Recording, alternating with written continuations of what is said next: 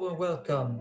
Today we are going to talk about the best female character to guide you through multiple dystopias.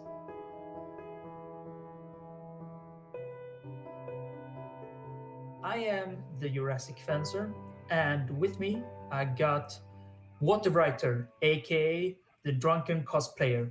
Hi. I'm currently not drunk She at the moment. That's good. Or is it?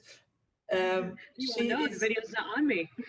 Ah, no, in fact, because she is the one who has made the lovely drawing that is growing in front of you right now and who is going to, how do you say, You make how do you you say make it? it sound like a penis joke or something.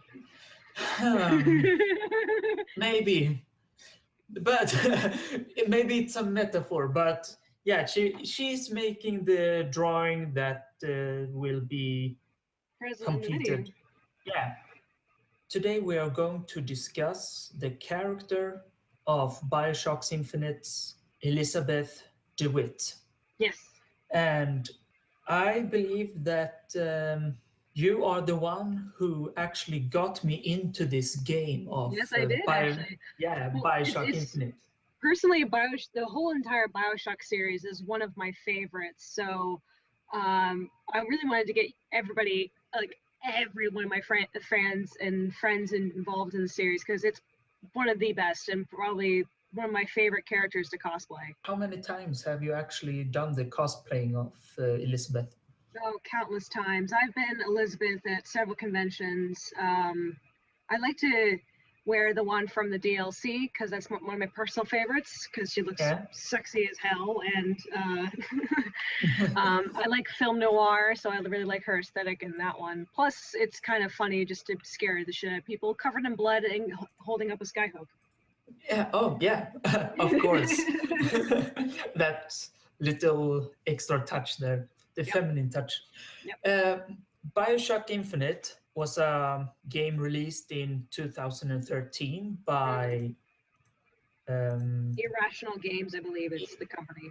Yeah, I was confusing it with 2K Games, but they are the publishers Yes. of Bioshock. Yeah, and this is a first-person shooter game that is set in 19 when you first start the game as Booker DeWitt in your first person shooter, it's 1913 and you go to Colombia. yeah. Who is Booker DeWitt? I don't know. Should we go put up a big spoiler warning right now? Because Yeah, okay. This is gonna be a huge spoiler show. Okay, um, so if you haven't played the game but you're still interested in listening to this, be warned. I think I can speak for you that be warned, but you should really play the game first oh, and I then highly go. recommend it. I highly Yeah, recommend it. yeah, because this is a game that's very prominent in its emotional effects on the gamer, and that's really best achieved if you have played the game first. Plus, it's just a hell of a fun game. Yeah, really. So just play it. But if you're still here and you haven't played, then be warned. That's all. Okay. So this game is a first-person shooter that takes place in Colombia. And what is Colombia? Colombia is a dystopia, or I guess you could say it's a utopia when you first come up to it. It's this literally the city in the sky that is heavily religious. They believe that being closer up to the further up in the sky they go, the closer they are to heaven when Judgment Day comes. Yeah, So immediately it's gorgeous, but you're very thrown off by how, I guess you could say, uncomfortable everybody is about their religion and Judgment Day and our founding fathers, they were the ones that were blessed by God to give us this, and it's like it makes you a yeah, little bit uncomfortable. yeah. As the character DeWitt, when you first get to Colombia, you are struck by something that's truly, truly American, and I'm speaking as a European person, and that's you are being baptized Hmm. as an adult.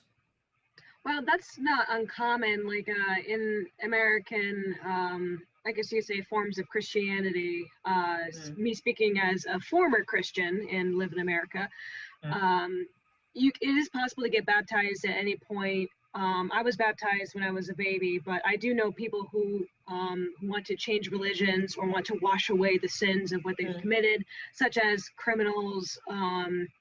I've heard war veterans just kind of wash away. So they want to be reborn. And so that's symbolic for Booker DeWitt's character. Even if Yeah, he is involuntarily doing this baptism, he just wants to get into Colombia, yeah, but he's being reborn to lead into like a bit of shadowing, I guess you could say, for the yeah. game. And you're like surrounded in lit candles, and people are singing Mm-hmm. hymns, Mm-hmm. and Yeah.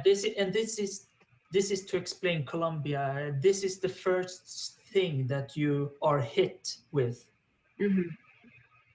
by Colombia. It's the religious part, Yep. really. It's a little disorienting at first. Yeah, and Colombia seems to be a great place. Everyone is super friendly, and you can, like, leave a penny, take a penny, and you you're in this place that's like ideal. Yeah, like most utopian stories, it looks okay on the surface, but once you start to get more involved, you realize this might be uncomfortable because it's just a little too heavily. I mean, the priest in the very beginning almost drowns you because Yeah, you're being baptized. yeah. But I almost took that as okay, but maybe that's what they do over there. Um, There's different forms of baptism over in America. That one is more, I guess, common in the deep south, where they bring you to some kind of knee deep water or yeah. very deep water, and they basically just hold you down underwater. Luckily, I was never one of those people, but I was thinking of "Oh Brother, Where Art Thou?" oh that yeah, just movie. like Yeah, that's a great movie. That's a good yeah, comparison. that's a But yeah, great movie. you Uh, find it's common with baptism like that in the deep South America. mm. And as you go through this city, you start to see the hidden nastiness that's being polished away, Oh yeah. like like the first thing I think was presented was hatred for Irish people. It wasn't just that. Back in American culture, and this is me going to go on a little bit of a religious slash American history tangent. Mm. Um, That's completely relevant to Colombia. So, no, but it's sort of like a good build up. Like this is happening after the Civil War in American history, and mm, uh, Comstock, who is the leader and founder of Colombia, brings a lot of the Confederate ideals into Colombia, heavily religious. White folks are basically have it good, whereas the Irish, the Black, and a lot of other Asians, yeah, a lot of other the ethnicities. Boxer War is brought up a lot. Mhm. They're basically seen as slaves with the workers, the working man. Mm, They're the they're the little guys that work for the white man, mm. and so you're very uncomfortable when you first see that slaves are still hanging around, and they're uncomfortable. They're being poorly treated too, just like in Yeah, American history. I felt that it was bringing more than just the slavery pre-Civil War, uh, because I don't know, are they actually slaves in Colombia, Yes, or are they? Oh, okay, because they're I actually slaves. okay, but because I was getting a lot of the civil rights movement. You know how blacks weren't allowed to drink from the same tap as white people Yeah, well, And that didn't really get formed. That's called segregation. That wasn't yeah, formed segregation. until about the 50s and 60s, when, of course, slavery was being abolished from American history, and there still was this cultural divide and Mm, this governmental divide between colors in American history. But we're mm, getting a little bit off tangent yeah. from the game. But Uh, it's good to have a little bit of background going into this game yeah, because a lot they of reference it a yeah, lot. a lot of the Confederate notions and a lot of racist notions are brought into Colombia. Yeah, this is praised by this culture. Hmm. Yeah, and in this city is built like gigantic platforms that floats, and you can kind of rearrange the platforms and such. But in the center of all these platforms is a great tower of a big angel, Hmm. a big ginormous golden angel. It kind of looks like the Statue of Liberty if it was golden and had It's wings. about the same. It's about the same size, if not a little bit bigger than the Statue of Liberty. But it's Yeah, this beautiful, iconic golden statue with open arms and open wings. yeah. And in this tower lives a special girl, doesn't it? The one we're talking about today. Yeah, Elizabeth. And this tower is very protected. As you close in as the player, as you close into this tower, you see the more cautious nature. You see the quarantined areas, and you don't really know why you're quarantining all this place all of a sudden. The closer you get to the tower, and there's a ginormous bird or mechanical bird that defends the tower, Hmm. and it's all shrouded in mystery. Hmm. And by this point, you, as the player, are being chased by the law Well, because of a prophecy. yep, because you are the prophecy that the leader of Colombia, Comstock, has foretold. You are the shepherd that would lead my lamb astray, end quote. Yeah, and the lamb is referring to The, Elizabeth. Yeah, Elizabeth, the girl trapped inside the tower. the amount of security measurements is getting higher and higher the closer to this tower, Yeah. and you're getting the messages and audio diaries and things like Hmm. that this is a heavily secured place and quarantined, Yep. like if this was a disease Like it ridden was place. some kind of experiment was going on inside the statue. Yeah, and in this tower, the higher up you get in this tower, the more and more quarantined it gets, and you get to see documents and experiments records of Elizabeth, because this is when you learn that the girl that you are searching for is being a guinea pig for some reason that you don't know yet. Hmm. She Mm. has extraordinary powers of manipulating time and space. You don't know how that works, but you just see her kind of rip through a tear in Yeah, fabric of reality, and you're like, oh, well, this is starting to make sense now. She's a freak. yeah, and that's why. But it's more Um, like she has some dangerous abilities of ripping time and space, and it's being monitored.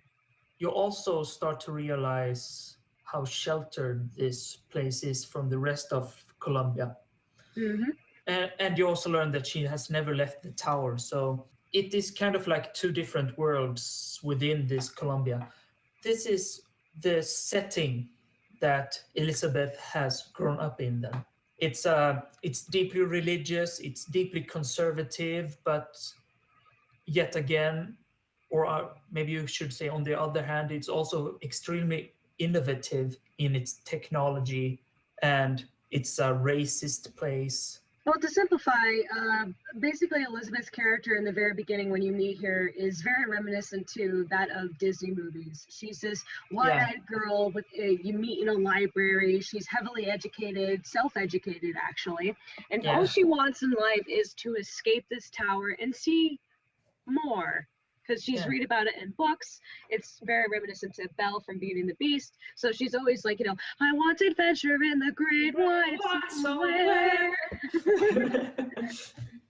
Yeah, or Ariel or Jasmine or Exactly. The princess, Disney princess syndrome. I always want more.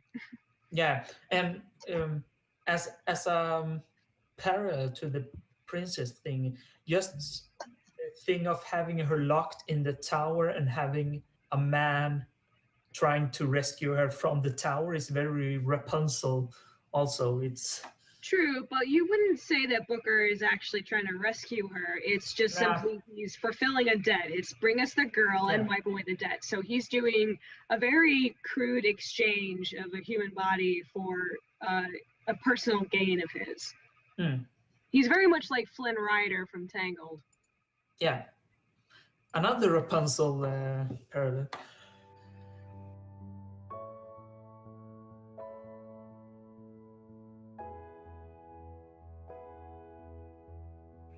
Trying to detangle the history or story of Elizabeth in this game is it's quite an undertaking, but we're going to try to do that right now. Elizabeth was born in oh, 1892 or 1893. because Mm-hmm. they want to make sure that she's 18 when this game takes. Yeah, when the game starts, she's 18. Yeah, and she didn't grow up with her mother in the tower because her mother died. And she was told this, right, that her mother was Um, oh god, I gotta break my brain to go back to the mother story. I don't think it's actually that important to talk no. about the setup of her parents because, in short, I kind of think it is because her relationship to Comstock and and but to, that's a big part, but but to also simplify it, she's defiant yeah, of her parental authority yeah, because they've always told her stay in your tower, do as you're told. Um, and so she's, much like every Disney character, I'm defiant of my parental. She doesn't like yeah, hate her parents. She's just defiant. yeah, and also this made it forced her to have to learn on her own. This fed into her love for learning and the intellectual side of her because she had no parents really that could Nope. uh, guide her through life really. She lost her mother at a very young age. Her father was in control of Columbia, so he was hardly there. So Yeah. she was basically kind of raised in this tower once her powers were discovered. I'm assuming Comstock didn't know how to handle that. So he was Mm. just like, all right, keep her locked in the tower, keep an eye on her, and see ya. Yeah, yeah, kind of. And the only interaction really she really had was with that bird. Yeah, it was very reminiscent to Big Daddy and the sisters. That kind of relationship has been Yeah, imprinted on both of them. yeah. During the game, you see her growing up in. She's a very cultural person and intellectual person. She loves learning. She reads great literature. She plays music. She loves to dance. Yep. And and now when I'm counting that up out loud, I'm realizing how stereotypical princessy or woman ideal that sounds like. Well, it's like She the loves to game. paint. The game wanted to paint her as this really outgoing, beautiful girl, very Disney-esque, so that way you kind of feel like you can connect with her almost right off the bat, just because she's very Yeah, open and sociable, and up and to you feel like up, you want to take her on an adventure and just kind of like help her out, make her feel happiness. yeah, and She's got up feeling to this happiness in the point. tower. So up to this point, you recognize this story. We have seen this many times before. Like Yep. if you grow up with Disney movies, you can quickly relate to this. Oh yeah. Yeah, and I think that was intentional. Oh yeah. The blue eyed, big eyes, beautiful smile. Yeah. So now we get up to now we've gotten through the easy part of explaining Elizabeth's story, because now we are hitting the part where she first met Booker. She met him screaming at him and throwing books at him at first. Yeah, yeah. It's She, like, yeah, who was quite. this man who fell from my ceiling? Yeah, she meets you, and she is now at the point where her whole life is going to change, and she maybe she realizes it, maybe she don't, but at this point she's terrified because this is the first time anyone has intruded into her life Ah! that she knows of. What when you first encounter with Elizabeth, at first she's scared, so she starts screaming and throwing books at him and telling Yeah, him to get away from her. But then she kind of like stares into his face a little bit as if he was seems familiar and reaches yeah, her hand out to him and says, "Are you real?" So you're like, interesting. that is foreshadowing. A I little bit, but at the same Yeah, time too, it seems like she recognizes that you're not a threat, and then they build up a relationship where it's like, all right, I'm gonna get you out yeah, of here, yay! yeah.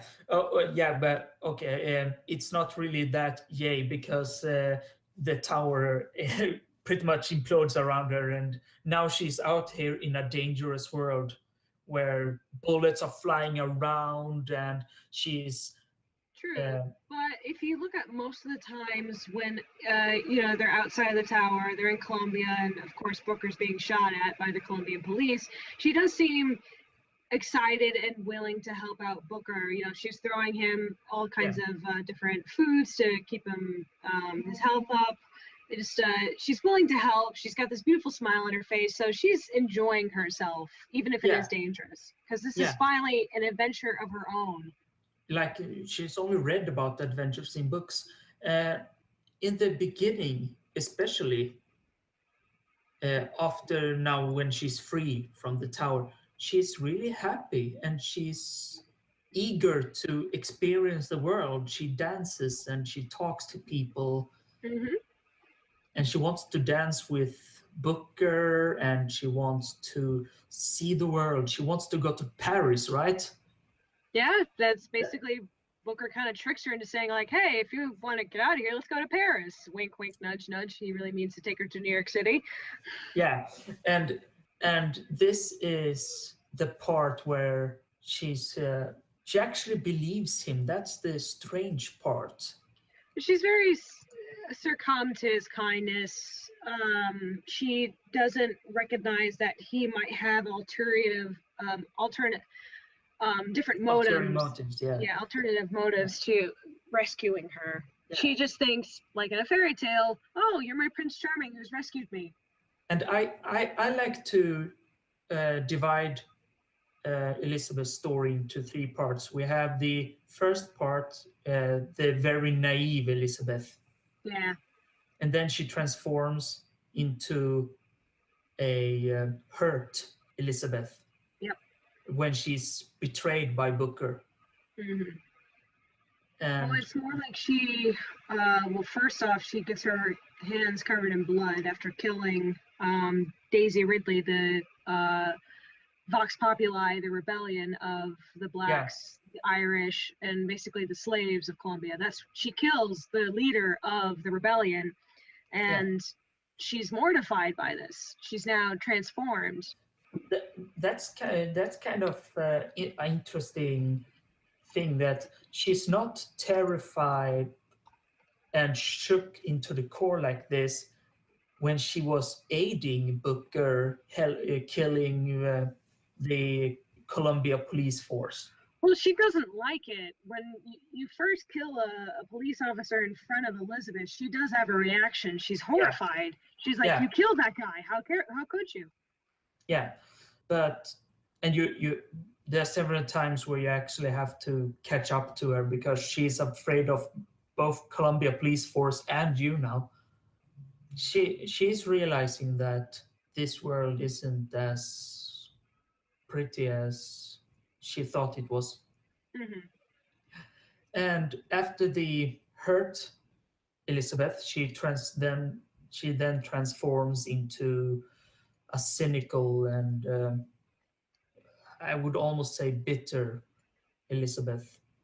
Yeah, it's more like you just see this dramatic change in her character Mm, towards the middle of the game when she undergoes the physical transformation, I guess you could say, the yeah. very ceremoniously cutting off the pigtail. That's when you realize she's not going back to the happy Disney princess character anymore. By this point, she's also learning more about her relationships to her father and her mother. Hmm. She's starting to get hints of that her who she thought was her mother really wasn't her mother at all. Nope, nope. And that kind of screws up with her head, kind of, but not really to the core, like because I guess because she didn't really know her mother anyway. No, she really didn't.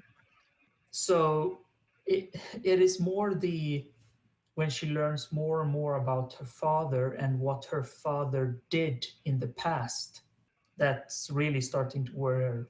Like I remember when she was in this museum and they were talking about the Boxer Rebellion and they were talking about oh, what was it? Was it Custis Last Stand or was it Little Bighorn or Are you referring to the one that Booker DeWitt is involved in? yeah, Wounded because Knee. Wounded Knee in Wounded 1980. No, 1990 is when it took place. 1990. 1890. Sorry. Yeah, the Wounded Knee. The Wounded Knee battle that Booker DeWitt was in. It was in 1890. Yeah, uh, 1990 is around the time when I was born. yeah. I was born in 1990. Um, so she's learning about just horrible things and it must be hard to because I do believe that she loved her father. She loves Comstock even though Hmm. she's defiant, but then you hear about that and how and especially how he celebrates it because Booker was at Wounded Knee as well, but she doesn't hate him for what he did at Wounded Knee. He did what he had to do. Yeah, but here we have like Comstock who celebrates it. I don't think I don't actually know if that was the point where she actually started to turn on Comstock, like emotionally. Hmm. Well, I think it's when she's walking around with Booker and she sees the slums that the slaves have to live in Colombia. Is Mm, when she realizes she's empathetic of this situation that these people are in, that they're really good people and mm, they're being treated terribly. So that's when it clicks in her head that my father is terrible for letting this happen. He's supposed to be in charge here and he's letting this happen. This is not good. yeah. That's when she becomes defiant of Comstock. Then the whole no before that she then learns more about her power, about Yeah, yeah what she can use it for and and what it forced to yeah be she was forced to be trapped in her tower based on her father's orders. And yeah. she's realizes she's more powerful. Comstock is her father. Wait, no, wait, hang on. Mm, Hang on. My brain's going back to when they're going through the museum together, yeah. and they talk about the prophet. There's that really cool scene where you have Comstock holding a child, bringing it to the Yeah. tower. It's revealed that she is surprised that she's part of the prophet and that Mm. Comstock is her father. So she actually had no idea who her father was, or that he was the leader of Colombia.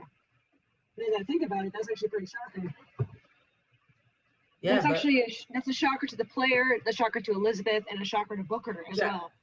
yeah. So yeah, we had it wrong.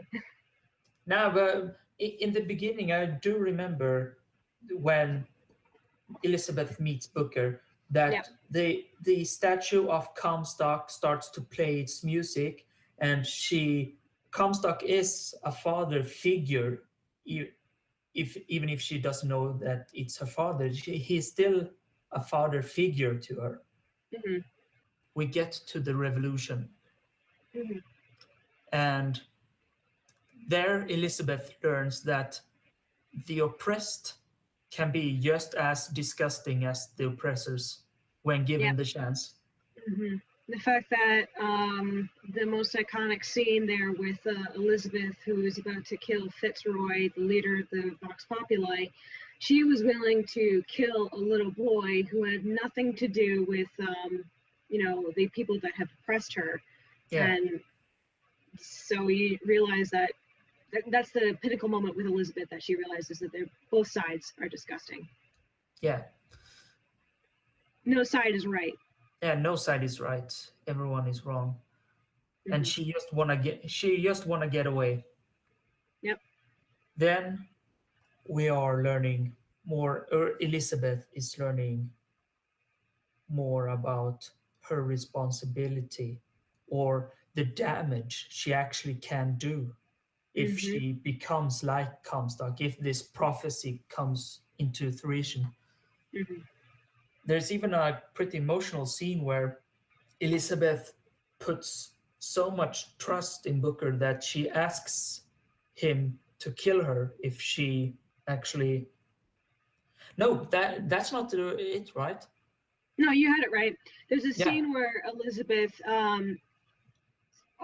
she tells him, "I want you to protect me no matter what," and Mm, she goes, "This is really iconic." She takes his hand in almost like a loving way, and she goes, yeah. "If it ever comes to that," and then she puts his hand around her neck and says, "You will not let him take me back," as in, Yeah.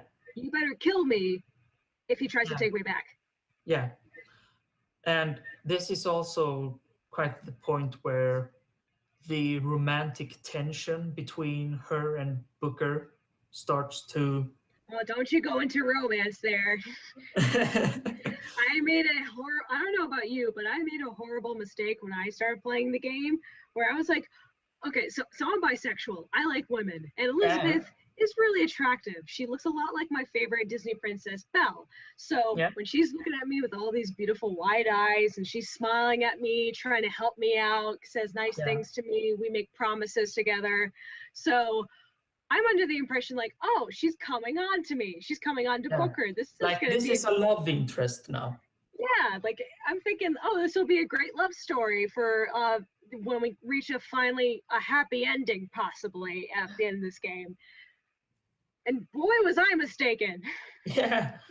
Um, I'm so glad that I didn't watch your full review of Oh, this of game. the drunken review that I did of the Yeah. Bioshock series. Yeah. Yeah, I made a bad mistake. This all accumulates into the killing of Comstock. Yep. Yeah. And she sees Booker brutally murdering Comstock after he made a revelation. Um, and and this is so embarrassing. I can't imagine for the life of me what it was What was it? that made Booker so angry that he violently smashed his head against a fountain. For me, I think it was a build up as well as like possibly the fact that it's basically him. Comstock Yeah. is him, and I think it's like a kind of like a instinctual thing in his head. I was saying like I must kill you. It's been Mm. infused in his brain pretty much that he has to kill Comstock, Yeah. and that the Comstock is him. So he's really killing himself. He doesn't like the man who he becomes, Yeah. even if he doesn't know that it really is him. No. Spoiler alert, that Yeah. Comstock is Booker DeWitt. Yeah. Booker DeWitt. Based on timey-wimey portals and all that stuff and Yeah. timelines. Yeah, because um, Booker DeWitt and Comstock is the same person, Hmm. literally. Hmm. We learn that the rift is other dimensions that is happening at the same time. Kind of like So, if you were left with a decision like, am I going to have an apple this morning or am I going to have a bowl of cereal? Suddenly, yeah, two time dimensions, the multiple time theory happens, and that's what the whole science and shebang of Bioshock yeah, Infinite goes like. into that. That's where it really gets confusing because Hmm. now, and she also explains it later that there are an infinite name drop infinite universe number of universes, and every universe has uh, one Elizabeth and one Booker. And one Comstock. But does it? Because some Yes, universe it is. It has to. There are all universes that have an Elizabeth, that have a yeah, Booker. There's always a Comstock. yeah, but how can there physically be a Booker and a Comstock together unless someone brought them over? Hang on. My brain's going back to. There's so much in this game that it's literally trying. It's driving my brain insane trying to Yeah, think of the game. I know that. Well, we know that Comstock is born when Booker takes the baptism after his battle at Wounded Knee. He yeah, basically says, I've been corrupted, I've killed so many people, I want to be a changed man. There yeah, are and several that's when he becomes instances Comstock. where he doesn't take the baptism. And so there Yeah, are some timelines where it's just Booker. And then Booker, 2 years later, has a baby, a daughter named Anna, yeah, which later we know as Elizabeth. yeah. But in the other timelines that we know of, Comstock somehow becomes infertile. He cannot produce children. So It's implied that this Comstock becomes infertile because of the machine that makes him able to open his own rifts. something like that. But the Lutesses who helped build Columbia do And the have, machine, yeah, and the machine, they do have the ability to go back into another timeline. No, not to go back, but to go into a timeline where he does have children. mm, So the Lutesses end up going over to Booker in another timeline where he has Anna and say, we see that you're struggling. We can wipe away the debt if you bring us the girl to bring to Comstock. And yeah, so Booker unfortunately does it. And then he's pulled into the Comstock timeline by the Lutesses. yeah. This is also where we learn how Elizabeth lost one of her fingers, Yep. She and wears a thimble on her pinky, yeah, on her and right pinky. yeah, and that has always been like a weird thing that she never really. Well, it was She doesn't also know how she got it. yeah. It it's a defining, but it's hard to explain now because there are infinite number of Elizabeth, but the ones we know is that this Elizabeth that we know as the player or as DeWitt, she is the one who lost her pinky, but there are also others Elizabeths, one who lost her head, Yep. for Died. example. Yeah, That died. yeah, and we after her father figure, or how you should call it, her father killing her own father. Um, Comstock is dead. Okay, we're Hmm. there. Yeah, and she now realizes the infinite number of universes, and it's shown in a pretty somber way, don't you think? She shows lighthouses with docks growing Con- out into the ocean. Constants and variables. Yeah, constants and variables. And you actually see other Elizabeth and Bookers walking between uh, lighthouses. And then you return to Wounded Knee, or a place near You Wounded Knee, I think. you're shown all the lighthouses by Elizabeth. You open a Yeah, door, and suddenly you're at the baptism where Booker yeah, becomes Comstock. yeah, after the Wounded Knee. Yep. Yeah. And then she drowns her own father in a Freudian way. Yep. And this, not only her, multiple versions of her. Appear. Yeah. So how does that affect her character, that she isn't unique? Well, she is unique, but there's so many of her and she doesn't really seem phased about. She knows that it's her job to do this, to be to kill Booker, to prevent Columbia, to prevent her from becoming the woman she is.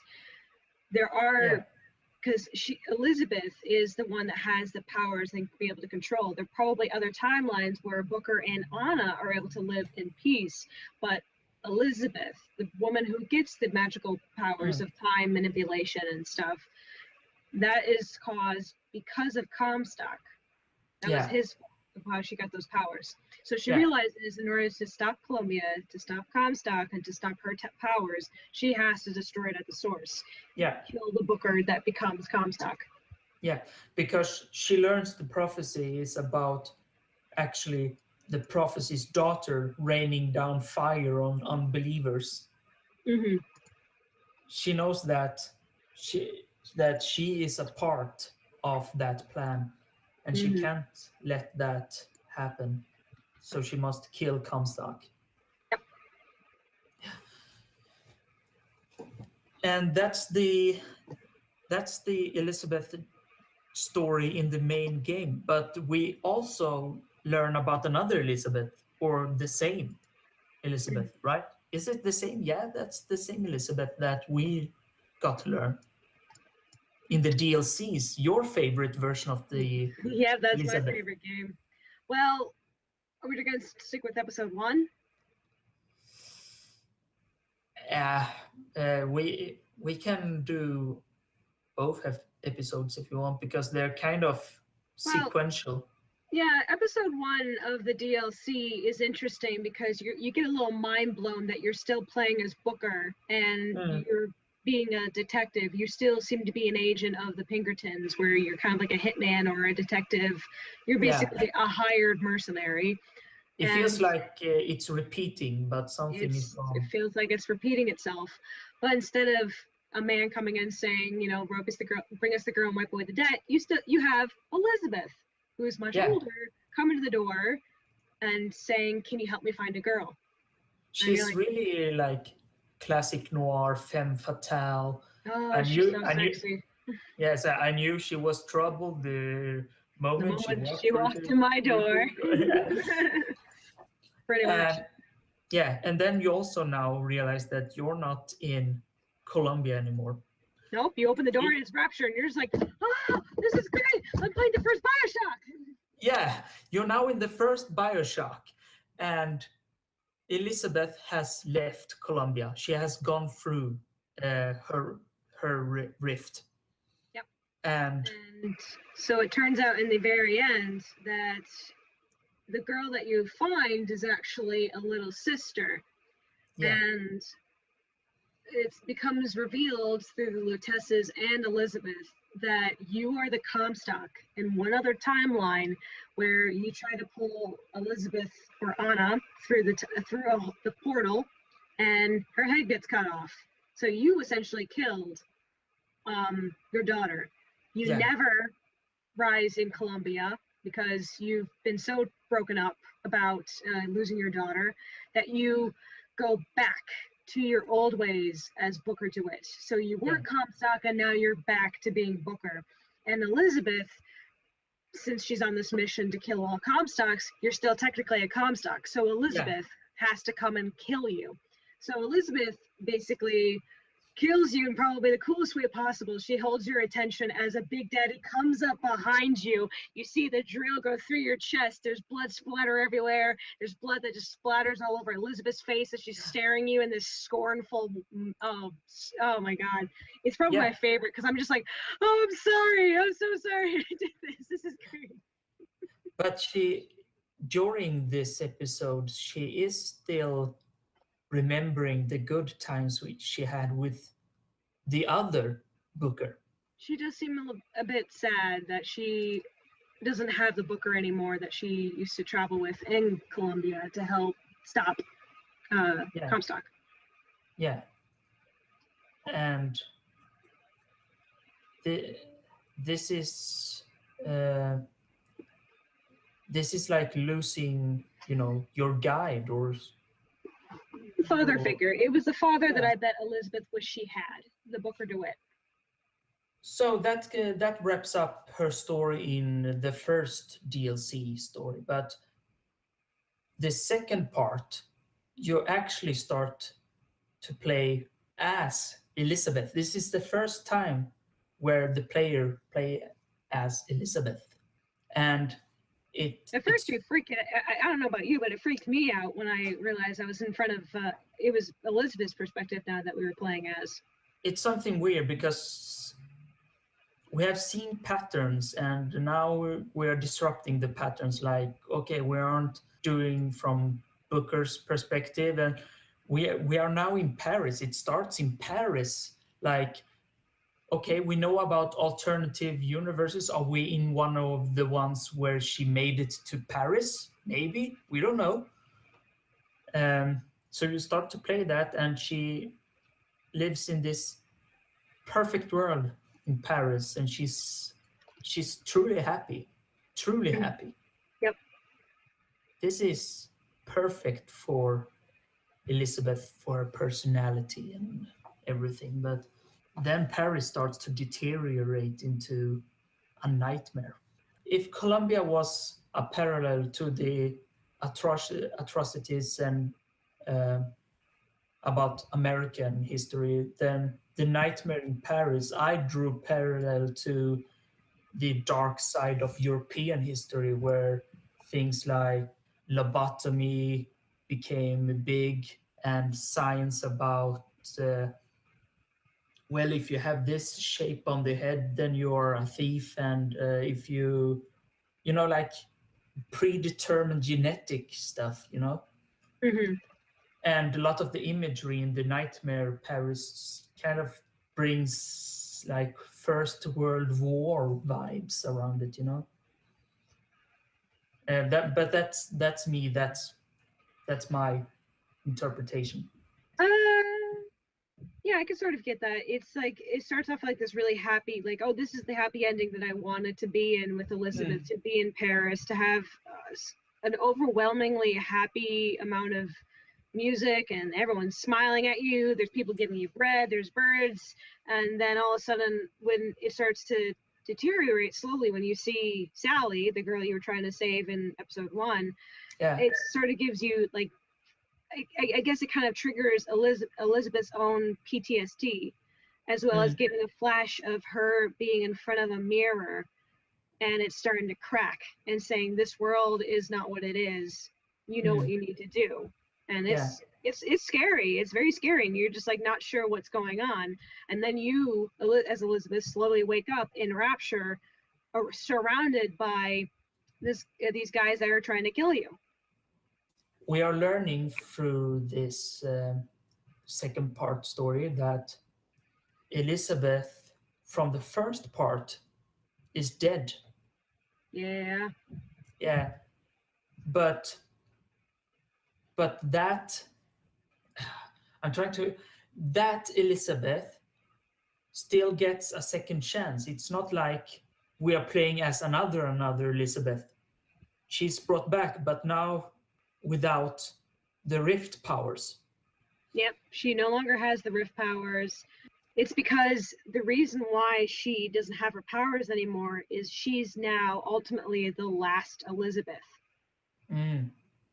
So She's the there are no other. Elizabeth's in the timeline now. She's the last one, so therefore she doesn't have her rift powers anymore. She already Yeah, done the job of killing Comstock. Now she's kind of stuck in Rapture as a normal person, no special powers or anything. yeah. Because the same Big Daddy that killed the last Comstock also killed the second to last Elizabeth, or was it her? Yeah, it's confusing. Very uh, confusing. very confusing. Yeah. Um, so now we are playing from a perspective where Elizabeth is kind of confused and learning again. She doesn't have the answers anymore, and this is weird from the first part of the DLC Elizabeth, where she was suave and she was cool and she had an answer for everything, even though she didn't know things about Rapture. She has been through a lot, but Hmm. now she's learning how to live without the powers. Hmm. Yep. And what's kind of scary to me is when I was playing that game is that Booker does exist, but he's only in her head. He's just Yeah, a consciousness that kind of has extended out to help her. There's a part of her brain that's screaming that I need help. I don't know how to finish this yeah, story. So Booker becomes an extension of her consciousness to reach out and help her. And one of my favorite scenes is when Elizabeth has to go back into Colombia using a rift machine that's been created in Rapture. She goes back to Colombia to go take something from the Industries, and she passes by the Booker and Elizabeth that are in that timeline. And they yeah, don't see her; she sees them, and they look kind of happy. This is when they were kind of like happily working together. And there's this long pause, and then Elizabeth just says, "Booker, I miss you." And it's like, ah, Jesus. I was like, I miss you too. It's so sad. Yeah, uh, it's interesting that this Booker is if it's her imagination, but she imagines the Columbia Booker, Yep. and so that really makes the story special, like that. Even though there's an infinite Elizabeths and there was an infinite Bookers and comes out, that is special because that survived through all these possibilities. Hmm.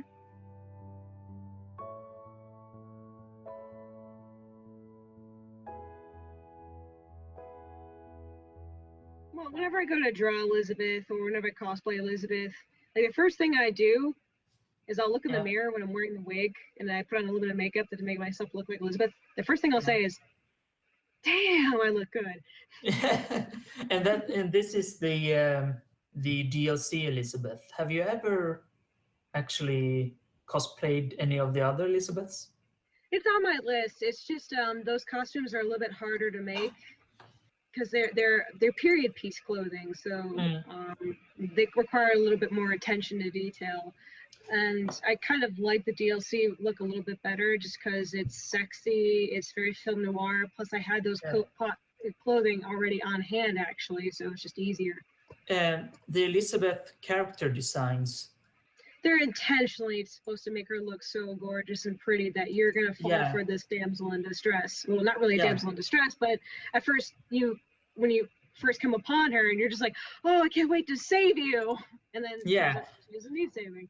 And as we said before, this parallels to Belle in Yeah. her looks is really eerie. Mm-hmm. It's very eerie. Yeah, and she has big Disney eyes at this stage in the Mm-hmm. game, Mm-hmm. Very big Disney eyes.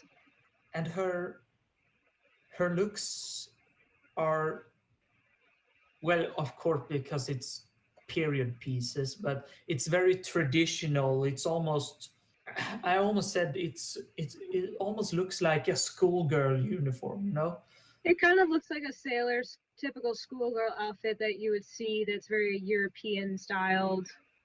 There isn't much controversial about her look. No, no, nothing is nothing is too revealing. She just looks very elegant. Yeah, and I think this reflects her character. She doesn't really care about that stuff for now, but Hmm. but then it changes um, after she has been betrayed by Booker. Hmm. She puts on the old clothes of her mother Yep. and cuts her hair in a almost ceremony. In a ceremonious way. Yeah, so I, I don't know what you would call it, like a bob or a page or something like that. Um, well, I used to have my hair cut that way a long time ago. It, according to the internet, that's called a bisexual haircut because Cora Marceline from Avatar, no, from the Adventure Time. It seems like all bisexual women had that kind of a hair bob, and I was like, why Okay. does Elizabeth have that? I don't know. I'm guessing that the creator, the director, went from more of like a Studio Ghibli, where if someone was cutting off their hair, it was to Yeah, ceremoniously symbolize a change in character. yeah, and it's the easiest way to cut it from Mhm. from a pigtail or ponytail to any other hairstyle. It's just cut it off at the neck, and she starts to wear a corset that's very form fitting for her, and you're It makes not, her look more mature. yeah, and you're not used to see her like that, and yeah, it makes her look more mature, and she kind of her worldview matured also, so it Mhm. represents visually. And then her design later, when it comes to the DLC, well, that's the narrow, smoky eyes and extremely form-fitting shirts, and Oh my gosh, she when you first her silhouette when she walks in the door, I was like, no, yeah. no, no, we've gone down this path. I know you're sexy. Stop it. You're my daughter. Yeah, like, no, you're trying to resist thinking any attractive thoughts because you're still playing as a father, and like, Yep. Ah, you're just like, I'm not achieving any Freudian laws here. No.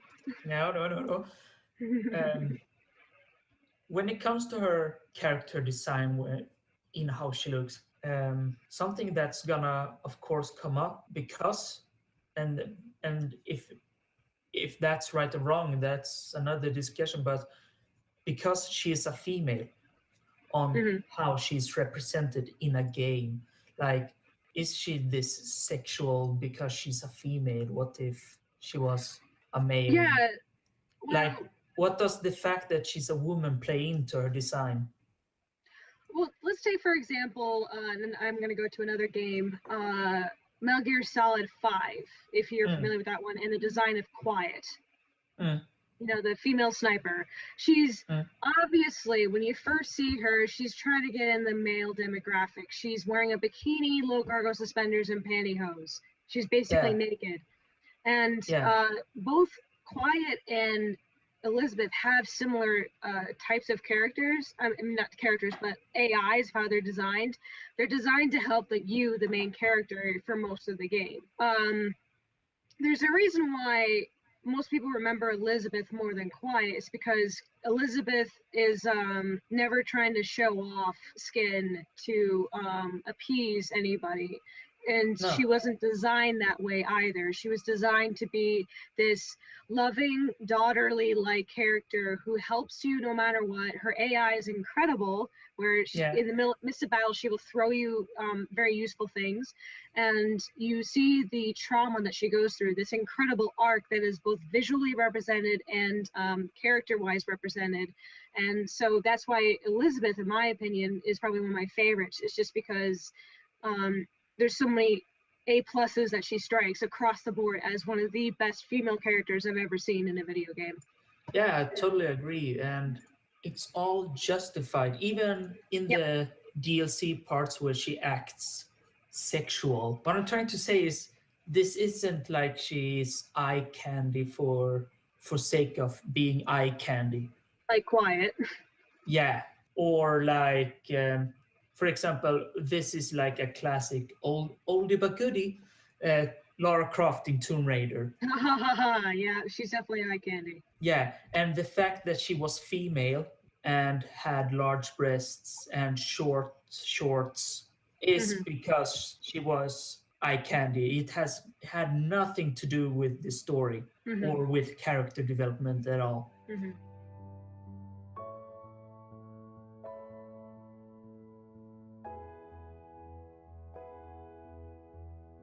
She is a great companion in almost every sense of the word. Hmm. For a gameplay mechanic, she has a fantastic AI that helps you during combat. Hmm. She is never in the way and she helps. And you never wish that she wasn't there. You never have to escort her from one place to another like many companion games. Hmm.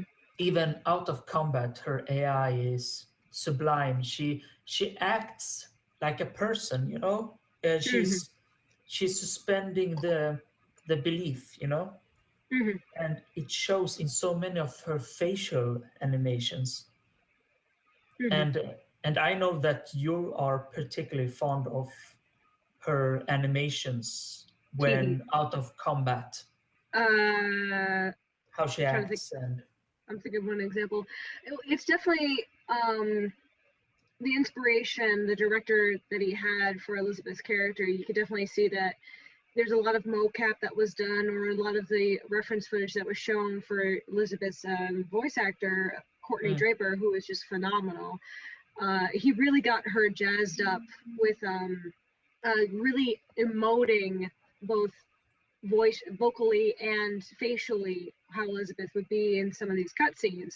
So you can mm, definitely see that the language between the actor and the animation, they went hand in hand and they went beautifully together. yeah. And that's of course one part of the companionship, that she's literally a companion character, NPC, but she's also a companionship in the world. I don't think I would have enjoyed discovering Colombia as much if I didn't have Elizabeth to react with during the game. Hmm. Um, and of course, all the cute times also, like when she's looking through a window and like, oh, what's that? Oh, I like that. And when Hmm. she's reacting to what you do, that really immerse you into the game. In another word of the companionship, she befriends you, doesn't she?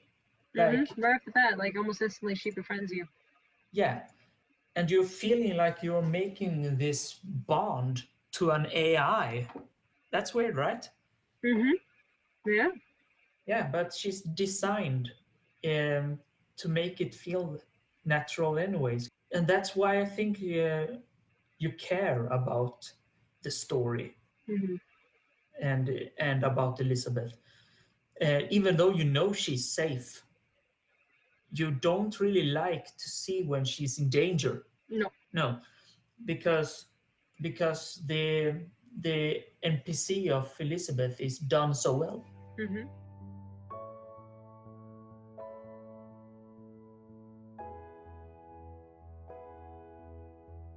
So I guess to kind of wrap things up, like we can wrap things up about her actual death Yeah, in the game, which left me so heartbroken. Like the end of Infinite left me gawking and just mesmerized for several hours after I finished Infinite. But when I yeah, finished episode 2 of the DLC, I was crying because it was so heartbreaking to lose such a wonderful character like Elizabeth. And she literally sacrificed everything for the sake of Sally, the little sister, for yeah, her to, oh man. yeah. I'm never gonna hear that song um, from Edolf. What's the name of it? La Vie en Rose, I think La Vie it's. en Rose, The Life of the Rose. Oh man, Every time I hear that song, I end up crying because I think of her last words, and I'm like, no. No, it's really hitting you, right? That she is the last Elizabeth, and she dies. Yep. There is no other Elizabeth now, Well, she's and been it. through a lot in the second one. She nearly got a lobotomy from, oh my god, I'm blanking on his name. Some Irishman. No, he's got a very important name. He was in Bioshock 1. Oh, Fuck. I have. Atlas. His name is Atlas. Yeah, So Atlas. Yeah. she nearly gets a lobotomy from Atlas, which was all done in first person perspective, and that freaked me out. She gets hit in the head with a wrench repeatedly and lives for just a little bit longer to just kind of see that Sally will be safe and Yeah. that Jack will soon come to Rapture. And I was like, God fucking damn it, Jack! No, why can't we have a happy ending? Why can't we go back to Paris? We can never have a happy ending with Bioshock. It's just No, I'll never learn. you.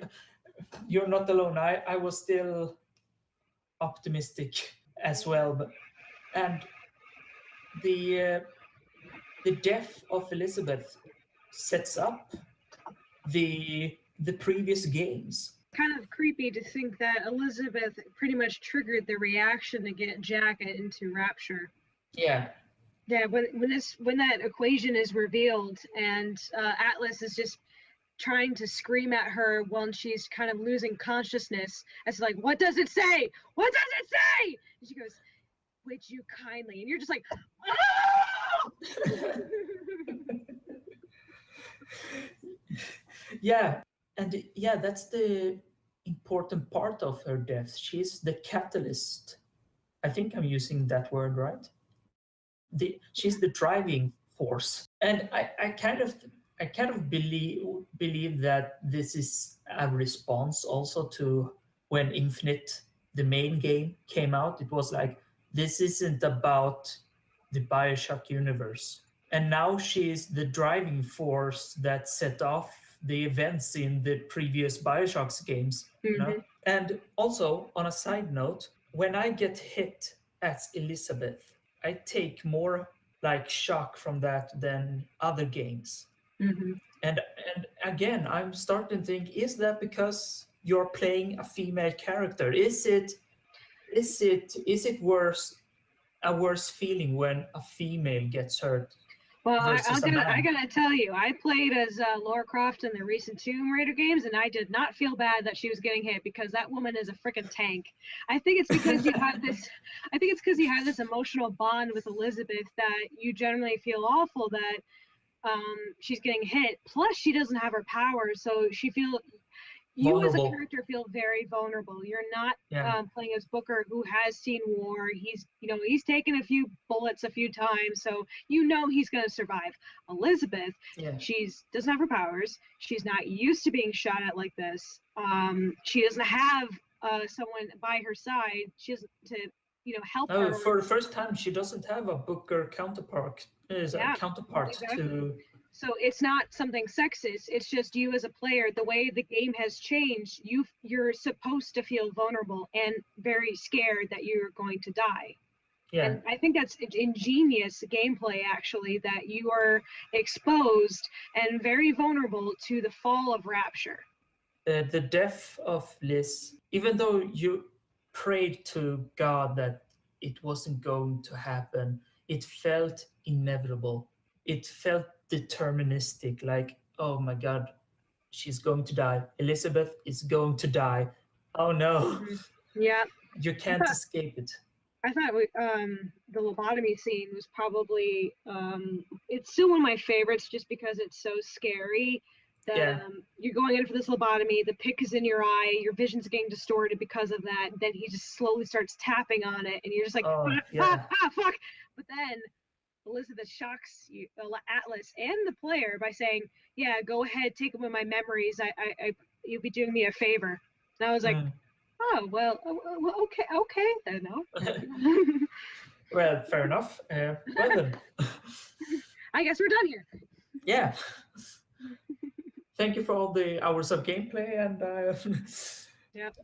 I didn't care about you either. Yeah, the death of Liz was emotional, Mhm. but I think we have. I don't. What more can we talk about the death of Elizabeth? Well, they have the little sister holding your hand, and she's singing the song, and then it cuts to Yeah, being out of first person as Elizabeth's life is fading, and you see Elizabeth just have, oh my god, yeah, kind of it's seeing. like her eyes from the beginning of Infinite had returned in that moment to stare at the little girl, Yeah, and just this small little smile, because you would imagine that Elizabeth hasn't been smiling a lot since those uh, days in Infinite, and she's all ripped up, she's bloody, she's her clothes are torn, there's dirt everywhere on her. She just looks like she's been through so much. And then yeah. this last final moments of her life, she's able to crack a little smile and just a little gleam in the eyes, and then she just goes limp, and you're like, It's almost like how I, I keep, for some weird reason, I keep in that scene um, flashbacking to Leon or the movie. It's not called Leon, is it? The Hitman or what? Oh, mm, it's that movie, where uh, an assassin take takes on a girl who is orphan and he's training her, and in the end, spoilers, in the end, the this assassin is killed for the sake of getting this girl into safety, and at the Last end of he Us? No, not no Last of Us. um I'm gonna because I, as an idiot, brought it up now. um I will. Beyond the Professional. That's the movie. Well, Um, in that movie, when he realized that he is about to die, but it was for the sake of saving this girl, then he, cracks a smile, and it kind of gives a purpose again, doesn't it? Because in this infinite universe with infinite possibilities, what makes you special? What gives your life purpose? But I guess she got her purpose, there. She saved this girl, Yep. you Well, know? she triggers the stages of the first Bioshock where you play as Jack, and for the most part, you're given the option to not harvest the little sisters and save them Mm, ultimately, and that's what mm. you hope will happen. In Yeah, the, but that's out of Elizabeth's hands. She can't do anything about that. yeah, but it's what she can hope for at this point. It's the only thing she can do.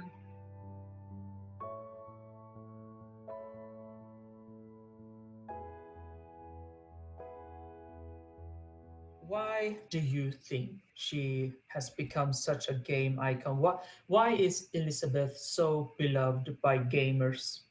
Ultimately, I think it relies on two things: her incredible story, which is Mm, uh, in thanks to the writers and the director of the entire game series, mostly of Infinite. mm, And the second part is the emotional brilliance from the voice actress, Courtney Draper, who doesn't get enough mm, credit, honestly. She made Elizabeth. There's so much footage of her actually emoting during some of the lines she has to say, and the director really knew how to get that emotion out of her to make Elizabeth who she is. So in part, it's really the writers that made Elizabeth, and just Courtney Draper did a fantastic job, and that really they knew how to connect Elizabeth to the game the people that are playing the game ultimately mm, so well. mm. I also think that I totally agree with what you said, but Mm-hmm. it's not only their knowledge of how to connect the character to the gamer, it's also how to connect the character to the fan base. Mm-hmm. Her character reached people who hadn't played the game yet. Mm. And I think that's because of her design. She has a story that is highly. Um, hi- I, I was almost trying to sound like a certain president now.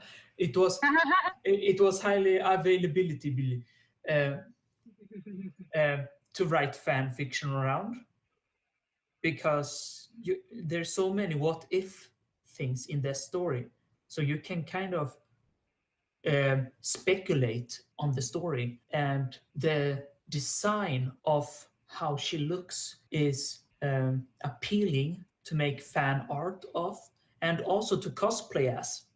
Oh man, yeah, I love cosplaying her, and I've seen so many other brilliant people cosplay her as well, and it's just so much fun. Yeah, and if she was like in a let's go with an extreme. If her outfit was a bikini, I don't think as many would have cosplayed as her. No, it And, would and the emotional thing wouldn't have fit the character or the timeline at all, really. yeah, therefore she wouldn't have made that connection with a fan base, Nope. They wouldn't with the take her public. seriously. You would be looking down at her chest rather than her eyes. Yeah, and if it was overly complicated, then no one would, or I wouldn't say no one, but not as many would have cosplayed as her as well because she's too complicated to replicate.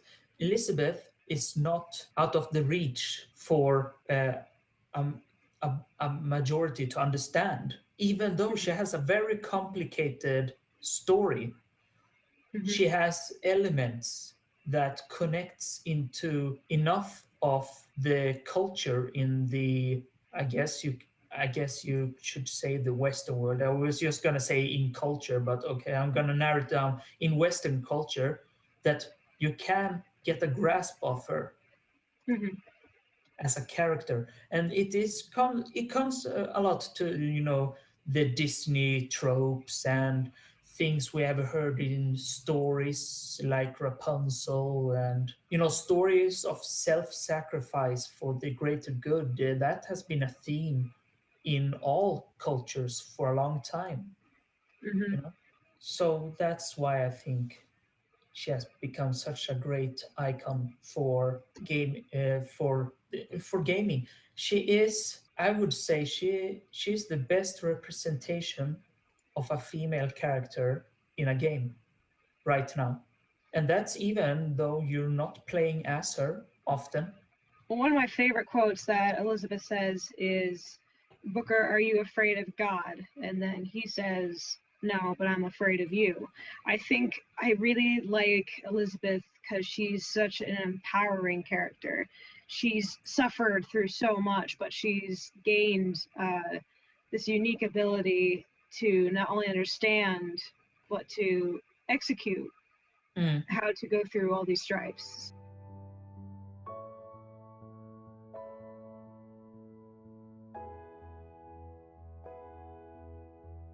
I want to thank you, the audience, for listening to us about Elizabeth DeWitt slash Comstock. And I want to thank my guest who joined me, Hello. Thank Waterwriter. you. And I think you should watch her stuff if you're interested in this, because she has a great drunken review about this game. I can Also, link it if in the description below, maybe. yeah, and if you're into nerd culture and cosplay and drunken madness, then That's me. thank you. And remember constants and variables. Timey-wimey bullshit. Ooh.